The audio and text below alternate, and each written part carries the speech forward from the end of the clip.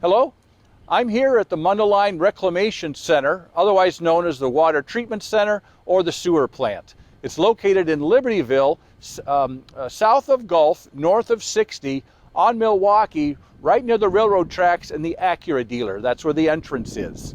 Very few people get out to see this amazing facility. This is our village's most valuable asset. When you put all the acreage and the buildings and the facility together, it's amazing. And I really want the residents to see this and know that we have this asset here.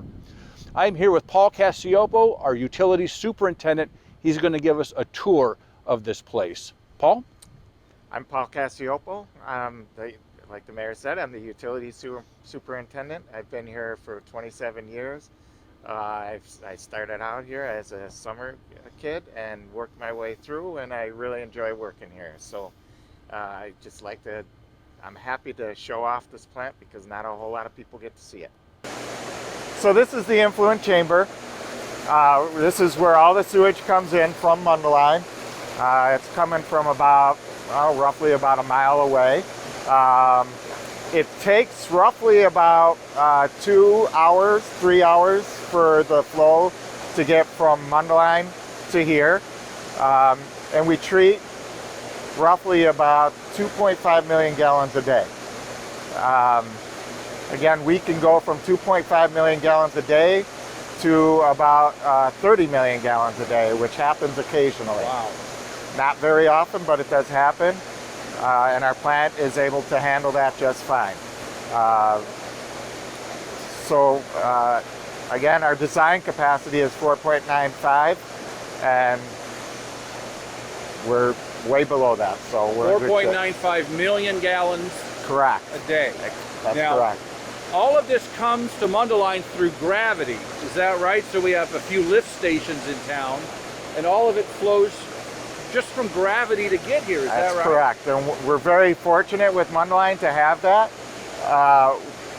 We do have 8 lift stations mainly on the outer corners of town. But yes, the majority of the flow is coming through gravity, which is a huge energy saver for Mundelein. Most plants around Illinois have to have their sewage lifted, which is a very big expense as far as energy goes. And so it initially comes from Mundelein right here, and I'm taken with the fact that I would have expected much greater odor right here. Can you explain why it's not so much stronger right here? So there's not much of a smell here because, again, most of the water here, most of the sewage is diluted. You know, when you're talking in sewers, very little of that is actual waste. You know, 99.9% of that is water. Okay. There's, obviously there's sewage in there. That 0.1% is sewage. So you have that factor. You have the factor of it being so far away, it has time to break down on the way out here. And the water does move real fast here, so it's kind of churning around. And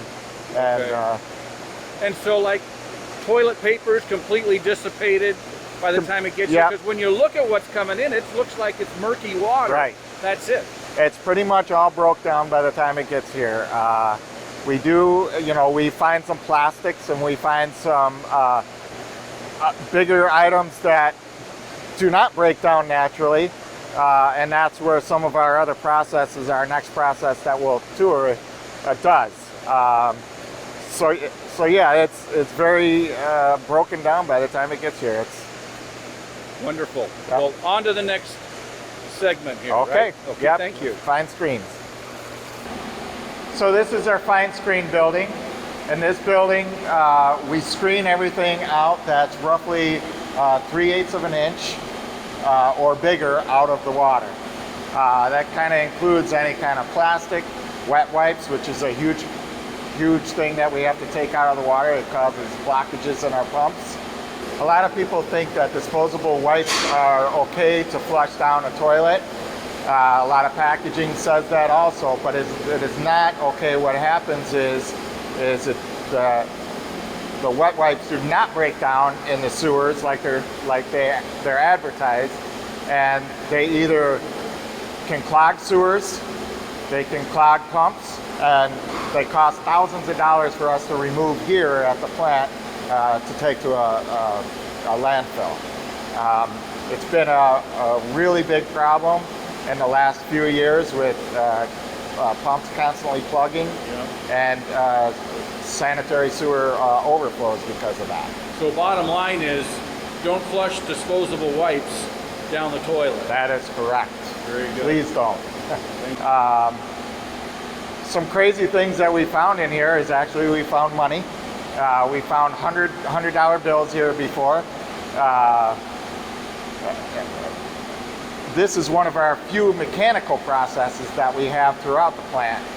Most of the plant you're going to find is mostly biological. So this one little part here, or there's two little parts here that are mechanical, and from the rest on it's all biological. Okay, so it goes from the intake that we were just at into this room, and then there's two of these filters to pick it up? Yes, right? These are called fine screens, which take out rags, plastics, you name it. We found spark plugs in here. We found some crazy things in here. So, and then eventually that's all taken to the dump, I would assume. That goes from here to a garbage dump. That's to correct. a garbage dump. Okay. Yep. Well, these are grit removal tanks. In these tanks, again, what the plant has to do is we have to take out everything that's not biologically able to be broken down. So from here, this is where we take out things like seeds, sand, coffee grounds, anything that's smaller than 3/8 of an inch that won't break down biologically. So between 3/8 down to a molecule, this is getting filtered out right here, and then that's going to be something like a sludge, I would assume. No, it actually looks like a sand or a grit. Sand or grit, and then that's taken where then? It's also taken to a landfill with the rags and plastics. Got it. Okay. So the way these tanks work is by a rolling motion. We're able to make the grit and sand settle out to the bottom, and we pull out the sand and grit from the bottom, and again is sent to the landfill. And you're left with just murky water, basically, that is carried away to get biologically treated. That's correct. Excellent. Okay. Yep. So these are the primary clarifiers. What the main part of these clarifiers do is to settle out sludge. They're the main part of the solids that are taken out of the water that you really don't see in the water, but they're fine particles that settle out at the bottom of these tanks. I'm holding here is a sludge judge, it's called, and with this tool we actually measure how much sludge is in the bottom of the tank. We don't want large amounts of sludge to accumulate here, so we have to adjust our pumping on a normal basis to adjust. Some days we have more sludge and some days we have less. So with this I can kind of show you an example of what the tank looks like from top to bottom and what we're removing from the water. So this tank is about 8 feet deep.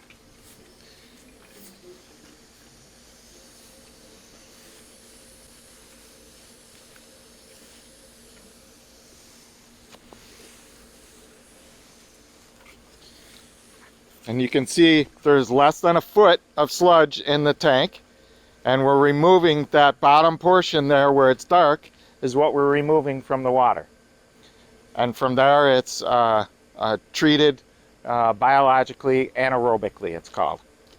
So after the water comes into the tanks, it's left here for how long for that sludge to develop down at the bottom? So it sits here roughly about 8 hours. 8 hours? Yes. And then how do you remove the sludge from the bottom of it? These are, you can see on the tops of these tanks here, they're called flights. And what happens is these flights move that direction, but on the bottom of the tank, they scrape the bottom of the tank and pull the sludge this direction. And there's some piping underground where we're able to pull the sludge out from another building. And then what happens to the sludge from there?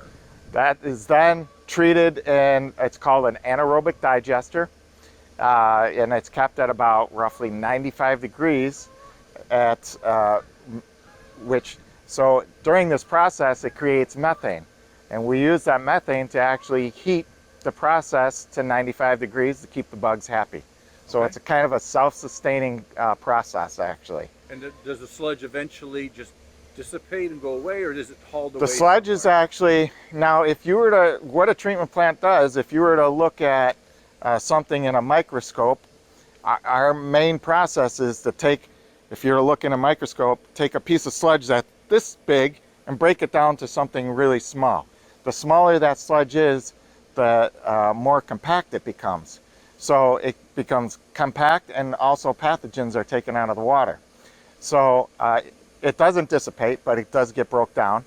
And then eventually it's hauled away. Once it goes through the whole process, which it sits in the anaerobic digesters for roughly about 30 days.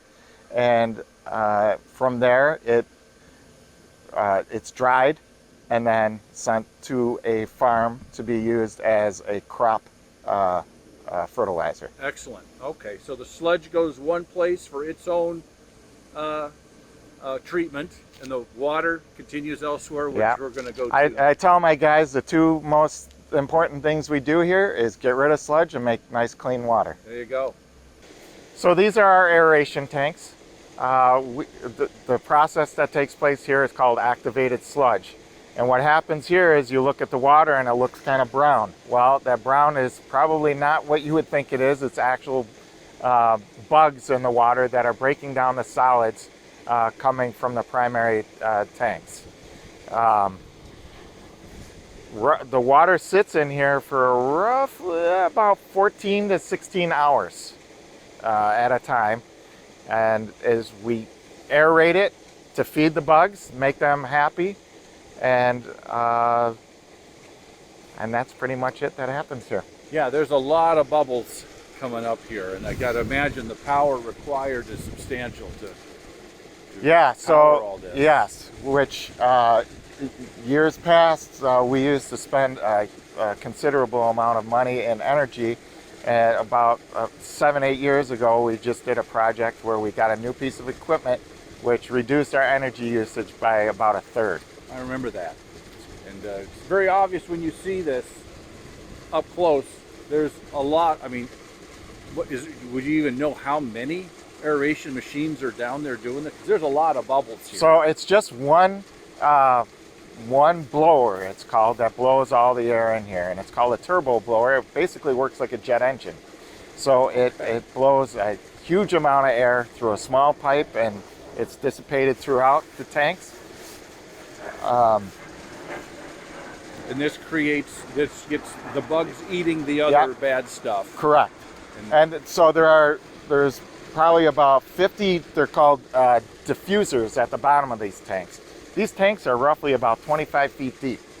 Wow. So they're pretty deep. You wouldn't want to fall in these. No. So yeah, but these are the worker tanks. This is where most of the work is being done to clarify the water after this. Very good. So these are secondary clarifiers, and these work a lot like I said earlier, the primary clarifiers, where the water comes in and we slow it down, the sludge settles out, and then we pull the sludge out and send it back. So the way this works, though, is in a different type of way. Water is coming in from the aeration tanks, which is brown. Well, that brown is the bugs in the water. So the bugs settle out to the bottom, and while they're settling out, they kind of create like almost a net where they drag down anything else along with it that's floating in the water or in the water. And so with that, there's a pipe under the tank that moves around slowly and catches those bugs and sends them back to the aeration tanks to be reused. So we're under the blue dome that you'll see from the aerial shot. And what I'm taking with is this is just another layer of taking out finer levels of sludge. Correct. And sending that sludge back to join the rest of their earlier sludge we got. And so this is just what leaves here will be a cleaner version. The water will be much cleaner even from another level of sludge removal under these blue tanks, these blue domes that you see from the air. Right. So at this point, the water is almost swimmable. It's clean. It's very clean. All the solids are pretty much out of the water. You know, after this, we do one final polishing process and then a disinfection process, and it's done. So again, we don't really need a polishing process because our process works so well here that it's clean on its own. So why underneath the blue domes? Why not out in the open like the other places? So in the past, we used to have some freezing in these tanks. You're getting toward the middle part of the treatment or the end process of the treatment, and water is moving so slow that we can get some freezing along some of the parts of the tanks. Back when I was a summer kid, I used to have to come back. We didn't have domes, and we used to have to come out here and actually chip ice. Oh, wow. Yeah, it was fun. It was a lot of work. So this is our sand filtration building. And like I said earlier, this is a polishing part of our water. What happens here is water comes in, goes out over some sand. That sand filters out the solids and any leftover solids that are left in the water. And the solids are then captured and sent back to the top of the treatment plant to be retreated all over again. And the clean water from here goes out. At this point also, we start disinfecting the water to make it safe for anyone in the river who wants to use it recreationally. Okay. So there's a polisher, and this is where we hit it with chlorine. Correct. For a little bit, okay. And from here, we'll go see where it goes to the river. At this from point, here, right? yeah, from here it's going to go through some holding tanks because we like it to have some holding time for the disinfection part of it to work. Okay. And then from there it'll go out to the river eventually. Okay, so these are called chlorine contact tank. All right, so what the water does here is we slow down the water here again so it can be hit with the sun, which is a natural disinfectant, and it can also, we're also hitting it with chlorine to disinfect the water. We also, as part of the process, we have to take out the chlorine because chlorine is bad for fish. It's not good for animals in the water. So we actually have chlorine removal too, which again, once we remove that chlorine, it's basically, we use a chemical to dissipate it and it gets rid of it. So. Wow. So, Paul, I'm taken with how we've been through several stations here, and gravity is taking the water everywhere we've gone. I'm looking out over there, and the blue domes are a little bit above us, and the tanks before that are a little bit above them. And isn't that true? There's no pumping going on. It's just all gravity taking it all the way through. There is no pumping except for in parts of the process. The flow actually coming down is gravity, but there are parts of the process where we have to pump water back up to the top of the plant or to the aeration tanks, that type of thing. So we do have several pumps in which we have to maintain, and that's where all my guys come in. Okay. And that's their maintenance part. And I'm just struck with the fact too, we're hitting the water with chlorine and then removing it. Correct. So that process must clean it up pretty quick. It does. That's correct. Excellent. Okay. Yeah. Okay, so this is our final resting spot for our water. Our water effluent goes out what we're just below us here and enters the Des Plaines River from here, and from here eventually makes it down to the Mississippi River, and which then eventually makes it to the Gulf of Mexico. So our water makes a long journey from here to eventually the ocean.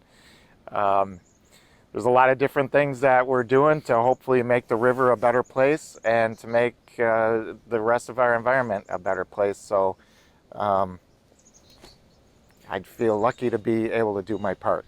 Well, the water going into the river is far cleaner than the actual river water, correct? That's correct. Yeah. Yes. Yeah. So again, I feel very fortunate I feel like I'm actually making a difference in the world to help maybe clean up the river a little Well, bit with you our clean water. absolutely are. And tell us about your team here a little bit. Okay, Makes so all this to happen. I'm fortunate enough to have some really good people working under me that make this all happen.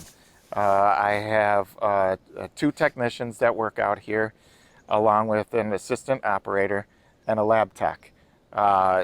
They're constantly moving, constantly learning different things, and working on, making this place work. So again, I have to say I'm very fortunate to have them. Well, and kudos to you too, because I know we're always looking at ways of improving the operation here, whether it's being more efficient. We're dealing with phosphorus and the regulations put on us there. And kudos to you for being on the front edge of all of that stuff. Folks, I hope you've appreciated this tour.